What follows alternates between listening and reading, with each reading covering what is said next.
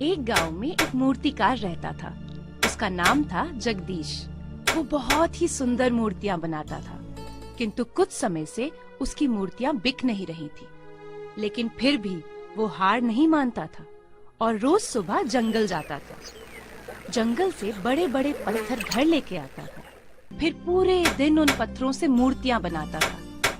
एक दिन जब वो मूर्ति बना रहा था तो गांव के सरपंच आए और जगदीश से बोले, क्यों भाई जगदीश, रे किसा चल रहा है काम? राम राम सरपंच साहब। राम राम भाई। काम तो दिन में ही चल रहा है, के बताऊं, कई दिन हो लिए कोई ग्राहक ही नहीं आता। बस इतनी छोटी सी बात? अरे तेरी परेशानी हम अभी दूर किए देते हैं। हमने गांव के एक नए मंदिर का निर्माण करवाया है और गांव वाले चाहते हैं कि उस मंदिर के लिए तुम मूर्ति बनाओ। इस काम के लिए भाई तुमने उचित दाम भी मिलेगा। अरे सरपंच साहब, बहुत बहुत धन्यवाद, बहुत बहुत धन्यवाद थारा।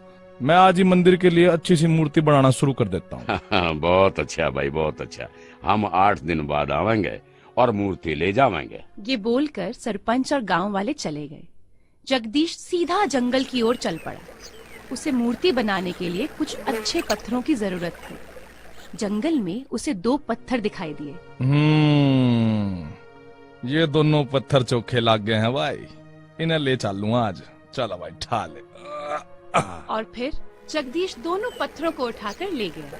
जैसे ही जगदीश ने एक पत्थर उठाया और अपने छेनी हथौड़े से पत्थर को तराशना शुरू किया तो हथौड़ा पड़ते ही वो पत्थर डर गया और बोला, अरे ये क्या करे तो भैया, भैया क्या करे तो, हमको छोड़ दो भैया, हमको कोनो मूर्ति वूर्ति ना ही बनना है, हमको पत्थर रहने दो भैया। जगदीश को उस पर दया आ गई। उसने इस डरपोक पत्थर को एक तरफ रख दिया और दूसरे पत्थर को तराशने लगा।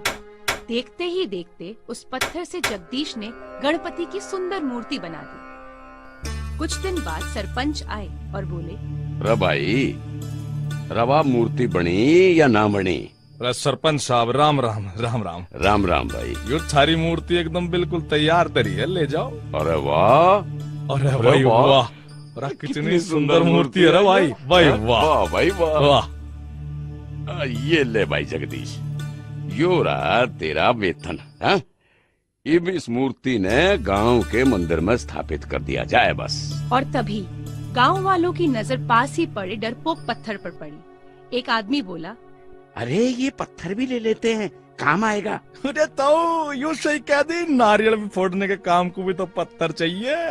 गांव के लोग धूमधाम से गणपति की मूर्ति को मंदिर में स्थापित कर देते हैं। डरपोक पत्थर मूर्ति के सामने रख दिया जाता है। जहां मूर्ति की पूजा अर्चना होती थी, फूल चढ़ाए जाते हैं, वहीं डरपोक पत्थर पर लोग नारियल फोड़ा करते थे। ये क्या कर तो, ये क्या कर, मर गया। वो गणपति की मूर्ति को देखकर कहता है, वाह भाई वाह, ये कौन इंसाफ हुआ है भैया।